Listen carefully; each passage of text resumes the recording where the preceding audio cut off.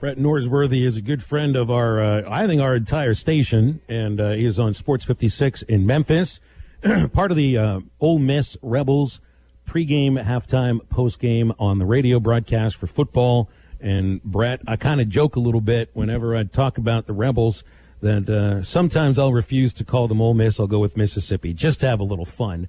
But since we're introducing you, I'll go with Ole Miss because I respect you greatly. How are you doing today? Well, thank you, Phil, and I respect you greatly. But on the diploma, it says the University of Mississippi, so it's not the slight that some take it as or some think they're giving it as. It's no slight at all. That's kind of the way I was going at it. I mean, if it's called the University of Mississippi, then what's wrong with calling them Mississippi? But yeah, and on the baseball cap, it's an M. It doesn't say OM. That's true. That's right. So take that, Rebels fans. That'll work for me.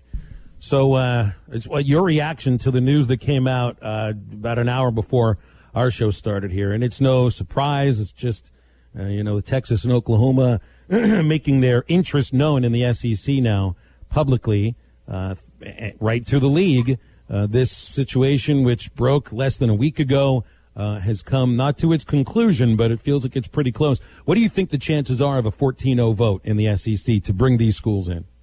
I think it is a 100% chance of 14-0 because Sankey, he can whip those votes better than the majority leader of the U.S. House of Representatives can. And even with the A&M kind of posturing, they had to do that last week. Ross was in a tough spot. It's rare to see an athletics director show at SEC Media Days.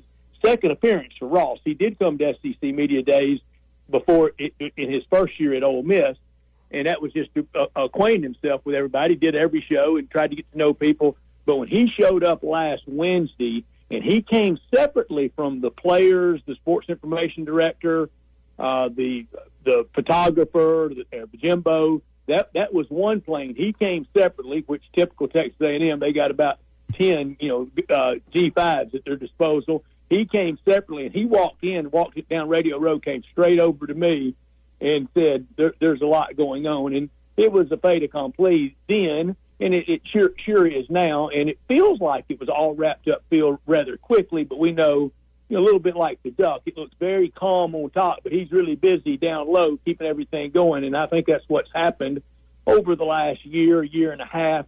But really, conference realignment, conference upheaval, I love people that say it started or this ends it. There's no starting point. There's no ending point. It's infinity. It's always evolutionary in conference realignment, whether it was Houston joining the Southwest Conference in the mid-'70s or the Razorbacks and Coach Broyles' foresight, the brilliance of Coach Frank Broyles in the early 90s with Roy Kramer and with Jerry Jones as a friend and as a consultant saying, get in that SEC. It's always going on, whether it was A&M and Mizzou. And I don't know that it ends at 16 in this round, Phil. I don't. It could be more.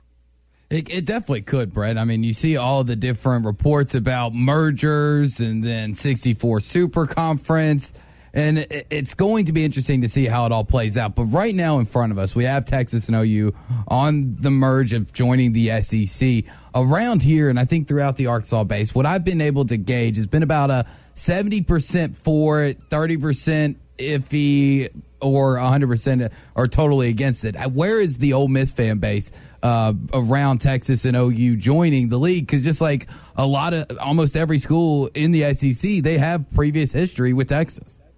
Yeah, we do, and you see out there a lot of sites the Texas and Oklahoma record all time against SEC schools, and it holds up very, very well, as Mizzou's did. Mm-hmm. Mizzou came into the league with 20 wins, 8 losses, and 2 ties, so it held up pretty well all time as well. I think Ole Miss fans, like everybody, rising tide lifts all boats. This is really good for the league.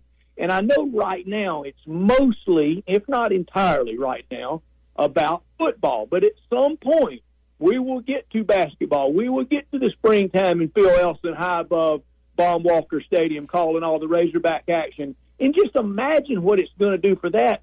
And for Texas, it seems to be historically kind of the ire of both Razorback fans and Ole Miss fans and everybody's kind of derision. Everybody wants a piece of Hookem, wants a piece of Bebo, and especially after Bebo went after Ugg a few years ago, just a wanton attack on the little dog. I mean, the worst attack on the little dog since the Wizard of Oz.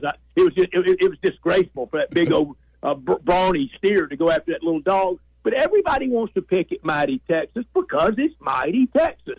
But when we get around the baseball field, you know it. I don't think Texas realizes what a weekend at South Carolina is going to be like. Never mind Arkansas and Ole Miss and LSU and the national champion Mississippi State. But, Phil, I have joked, the longtime Texas athletics department person, if there's one still around, that hadn't been to Fayetteville in the springtime for a baseball game, that they only remember George Cole Stadium. When they show up in Fayetteville, they're going to go, this is not what it used to look like. Yeah. Oh, you're not kidding. You're not kidding. And Brett, is somebody that is steeped in Razorback history too, and Razorback tradition, even though you're connected to Ole Miss a little more now. What in your mind? What is this? Must not be difficult to digest at first, but it just must blow your mind to see these two schools, and specifically Texas, which just threw their elbows out and up in every possible way they could in every league that they were in, make an admission now that this just doesn't work for them anymore. Being the big bully because you're the biggest person or the biggest kid on the block, so to speak, it doesn't work that way anymore. Yeah, it's going to be interesting. Kind of the first report card. Remember that second, third grade report card? And at my house, the grades mattered, but the conduct was almost as important as anything else. And if you got that note on the back of the report card, Brett is a nice student, but he does not play well with others. Texas is not going to be able to get away with not playing well with others in the SEC. You almost have to. Greg Sankey, and before him Mike Slive, and before that Roy Kramer, even back to Harvey Schiller, even back to Tonto Coleman in the day. You have to play well with others. It is a unified front, no freelancing. No freelancers in the SEC, so Texas is going to have to kind of conform and do that, and they've really never done it because they were able to ride herd in the Southwest Conference, and they were able to do the same in the Big 12. But Texas is a great addition to any league. I go back to two of my favorite days, and Drew can vouch for it. This time last year, I know Drew and I did a top 10 college football games that you've been to in person in your life. And during the pandemic, heck, we were all going through the kind of the same thing. And I know two of mine in there. October 15th, 1979, War Memorial Stadium, sitting in Section 36, with my good friend Bryce Fletcher, 17-14 Razorbacks over Texas.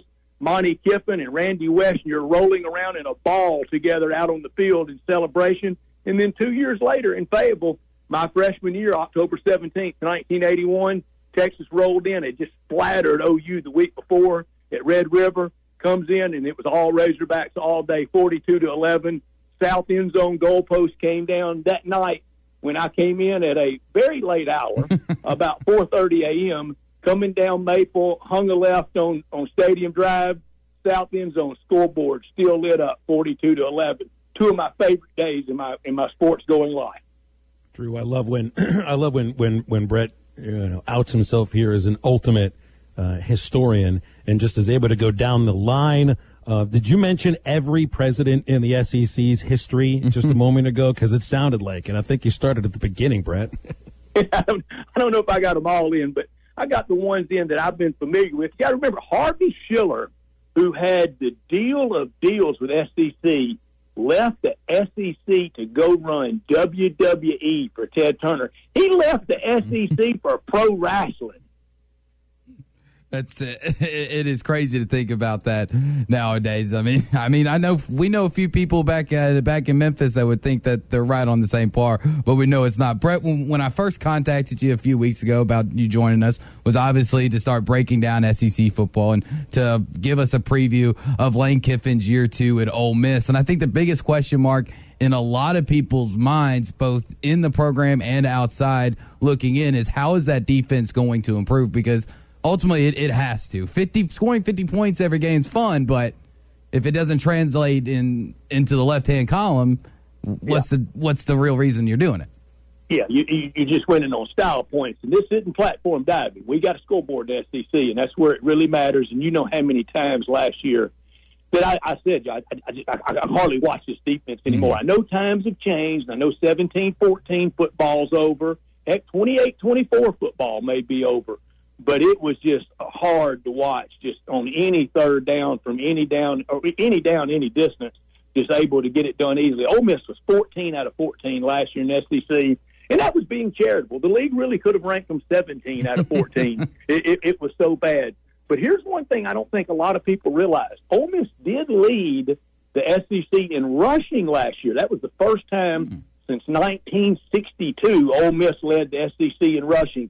If it can come back this year, never mind being number one in rushing, just be in the top 5 in rushing and improve that defense from, say, a 14 overall number to a ham and egg 10, 9 even, then you keep those requisite Matt Corral numbers and a receiver, a named receiver step up like Elijah Moore did, then it can be an outstanding year, a really good year, 8-4, maybe even a 9-3 year if all that lines up. If it doesn't, then the basement comes into play at around 6-6.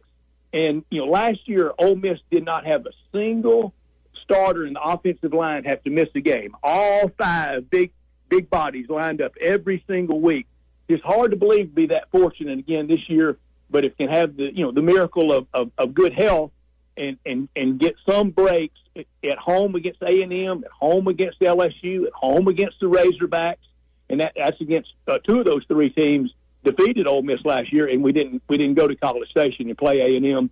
It was one of 2 games canceled last year in the SEC. Well, Brett, maybe, last year there could have been a little bit of that Alabama holdover effect the week after, and the loss to Arkansas. Hogs had such a great defensive performance with those 6 interceptions. Hudson Clark had 3 of them, and it's Arkansas and Ole Miss the week after the Rebels play at Tuscaloosa. Yeah. So 2 years in a row, and I saw where Mississippi is scheduled homecoming for the Razorback game. So, I mean, that's it's going to be another interesting one. Yeah, well, and homecoming is, always kind of dicey when you schedule it. Some people are very offended by being the homecoming opponent. I think it's out of respect and the past that Ole Miss and Arkansas that they do have. I know a lot of people don't want to admit it, but in eastern Arkansas, in the Mississippi Delta, in Memphis, there was a time that was the number 1 rivalry for both teams. That's a couple of lifetimes ago. It's a long time ago.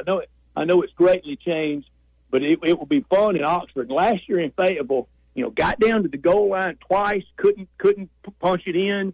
I had the intersections all day for Matt Corral and Hudson Clark, number 17, how he played that day. And my 3 favorite Razorback defensive backs of all time all have worn number 17. I just mentioned Randy Wessinger, Dr. Bo Busby in Little Rock, Arkansas, and Hudson Clark. The game he had last year was so fun to watch him play. And then on offense, a key player for the Razorbacks, I think, this year will be another 17, and that's John David White. And Phil, I have lived long enough that John David White, now playing for the Razorbacks, his uncle, John Ray White, and I are really good friends, and his dad, I covered his dad in the first round of the U.S. Open at Congressional Country Club in 1996, and David White led for a lot of that day. That day, most Arkansas fans will remember that was the day that John Daly goes to 10T, and Brian Alexander, his caddy from Memphis, is waiting for JD to tee off. JD was headed for the parking lot. He had WD. Oh, my gosh, that's tremendous. That's tremendous. Well, hopefully John David does have a breakout season this year. And let's do this again when we're game week Arkansas Rebels, because I think it should be an entertaining one. And it's always fun talking with you, Brett. We can do it anytime. What a great team y'all have together. Thank you, Drew. Thank everyone. Thanks, y'all. Brett. Appreciate it. You got it, Brett Norsworthy, known as Stats. Wouldn't have Drew if it weren't for Brett, that's for sure. Hey, it's lunchtime, and it's a Tuesday.